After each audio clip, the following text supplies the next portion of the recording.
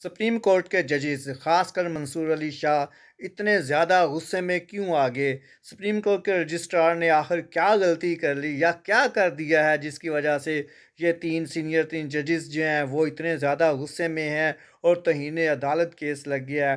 تو یہ ساری چیزیں جو ہیں نا وہ یہ ڈیولپمنٹ بہت جلدی سے یہ ہو گئی ہے، حکومت کو بھی یہ لینے کے دینے پڑ گئے ہیں۔ تو آئیے ہم پروگرام کی طرف چلتے ہیں، دیکھتے ہیں کہ یہ رپورٹنگ کی طرف چلتے ہیں، دیکھتے ہیں کہ کیا ہو رہا ہے وہاں پر۔ سپریم کورٹ کے ججز خاص کر منصور علی شاہ اتنے زیادہ غصے میں کیوں آگے؟ سپریم کورٹ کے رجسٹرار نے آخر کیا غلطی کر لی یا کیا کر دیا ہے جس کی وجہ سے یہ سینئر ججز جو ہیں وہ اتنے زیادہ غصے میں ہیں اور توہین عدالت کیس لگ گیا ہے؟ تو یہ ساری چیزیں جو ہیں نا وہ یہ ڈیولپمنٹ بہت جلدی سے یہ ہو گئی ہے، حکومت کو بھی یہ لینے کے دینے پڑ گئے ہیں۔ تو آئیے ہم پروگرام کی طرف چلتے ہیں۔ اکتوبر 2024 میں جب 26ویں ترمیم منظور کی گئی تو حکومت کی جانب سے اسے جمہوریت کی بڑی فتح قرار دیا گیا۔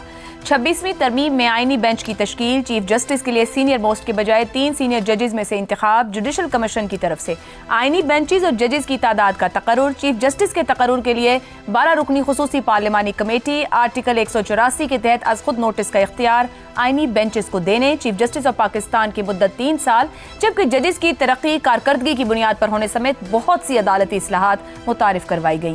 یہ توقع کی جا رہی تھی کہ آئینی اور عدالتی معاملات میں چل رہے بہت سے ابہام ختم ہو جائیں گے، عدالتی فیصلوں پر منچاہی تعویلوں، انتظامیہ، عدلیہ کی کشمکش اور ججز کے آپسی اختلافات کا خاتمہ ہوگا۔ مگر گزشتہ چند دنوں سے چل رہی صورتحال ان توقعات کی نفی کرتی دکھائی دے رہی ہے۔ 26ویں ترمیم پر کئی سینئر ججز کا موقف بھی کسی سے ڈھکا چھپا نہیں تھا۔ اب 13 جنوری کو سپریم کورٹ کے سینئر جج جسٹس منصور علی شاہ نے انکم ٹیکس سے متعلق کیس کی سماعت کے دوران وکیل کی جانب سے سپریم کورٹ کے بینچز کے اختیارات محدود کرنے کے معاملے پر اٹھائے گئے سوالات پر تحریری حکم نامے میں کہا کہ آرٹیکل 191(a) کے تحت بینچ کے دائرہ اختیار پر سوال اٹھایا گیا ہے۔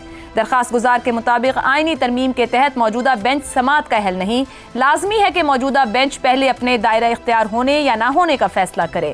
بینچ نے 16 جنوری تک کیس کی سماعت ملتوی کی۔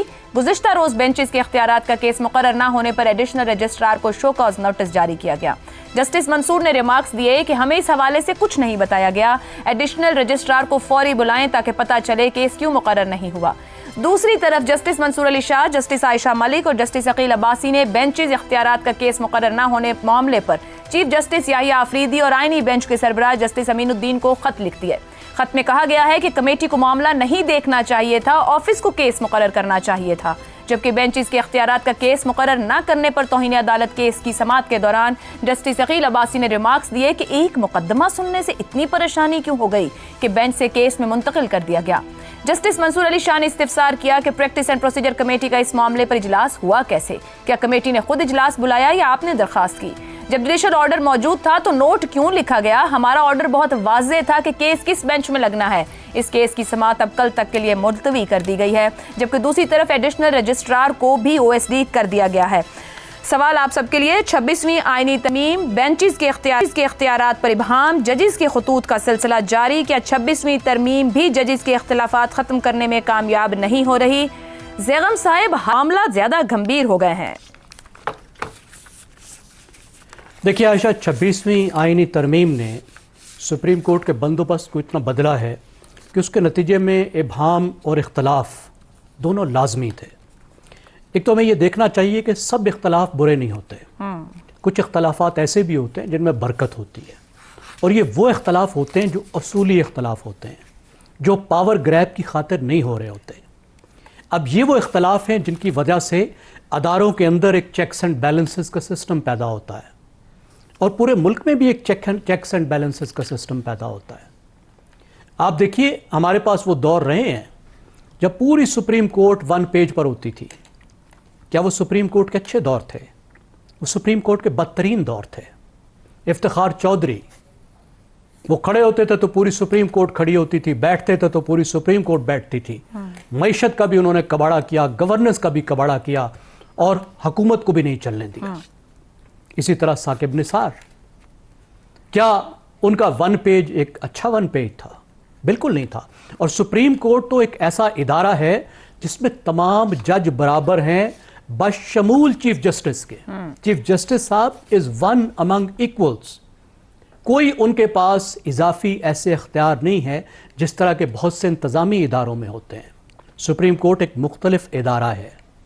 تو یہاں پہ جو ہمیں اختلاف نظر آ رہا ہے یہ آئین کی تشریح میں نظر آ رہا ہے, قانون کی تشریح میں نظر آ رہا ہے, اور اس بات پہ نظر آ رہا ہے کہ اس آئین اور قانون کی تشریح کرتے ہوئے سپریم کورٹ کو اپنے معاملات کیسے چلانے ہیں, درست, کیسز کو کیسے مقرر کرنا ہے, کس طریقے سے کیس مینجمنٹ کرنی ہے, اور اس پر جو اختلاف ہو رہا ہے وہ تشریح کا ہے, اصولی اختلاف ہے, اور ایسا اختلاف ہے جو میرے خیال میں بہت اچھا اختلاف ہے.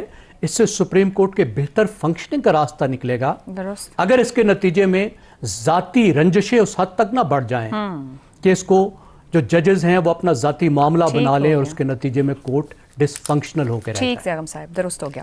حسن نثار صاحب, یہ جو کہہ رہے ہیں کہ تشریح اور اصول کا اختلاف ہے, مطلب 26ویں ترمیم نے تو معاملات حل ہی کرنے تھے, یہ ریفارمز ہی تھی, ایک طرح سے اصلاحات تھیں, لیکن کیا اختلافات بڑھ گئے ہیں, کامیاب نہ ہو سکی 26ویں ترمیم کا جو پرپس تھا؟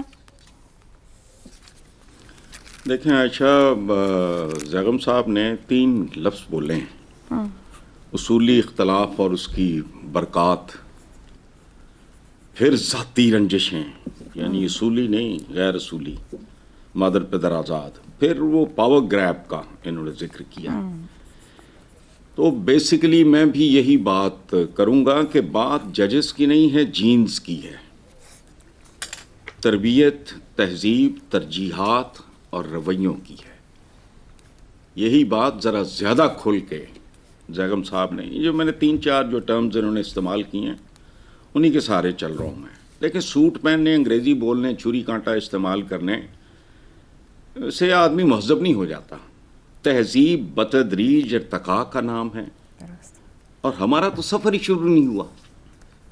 آپ کی پوری تاریخ دیکھیں, بات سنیں, اسی ٹی وی پہ میں نے سنا ہے کہ فلاں 3 چیف جسٹسز کے بارے میں ان کا سٹاف فون کرتا تھا موٹر وے پولیس کو کہ صاحب جا رہے ہیں, رولز ریلیکس کر دو, ختم. کیا بات ہے صاحب کی, 3 ختم ہو گئی بات.